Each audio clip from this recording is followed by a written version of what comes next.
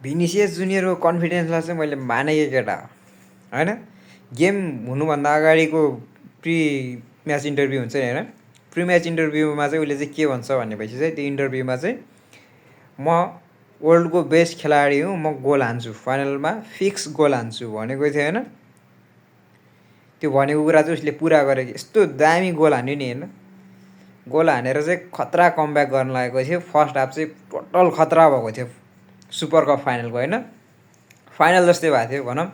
अब चाहिँ के होला सोचिरहेको थिएँ। अब मैले त हाफसम्म के सोचिरहेको थिएँ भनेपछि मेरो प्रिडिक्सन चाहिँ मिल्ने भयो, 2-2को गोल चाहिँ मिल्ने भयो, यिनीहरू पक्कै नै हाफपछि गोल हान्दैनन्, पेनाल्टीमा जान्छन् भन्ने सोचेको थिएँ। तर के गर्ने केटाहरू, प्रिडिक्सन 2-2को भएर पेनाल्टी जान्छ अथवा कि त बार्सिलोनाले जित्छ भनेर सोचेको थिएँ। तर जित्न चाहिँ बार्सिलोनाले नै जित्यो, तर गोल स्कोर चाहिँ 3-2 भयो। एनिवेज हारिहाल्यो केटाहरूले। अहिले रियल माड्रिडको फ्यानहरू चाहिँ बिचरै भएर होलान्, कहाँ गएर रोइरह होलान्।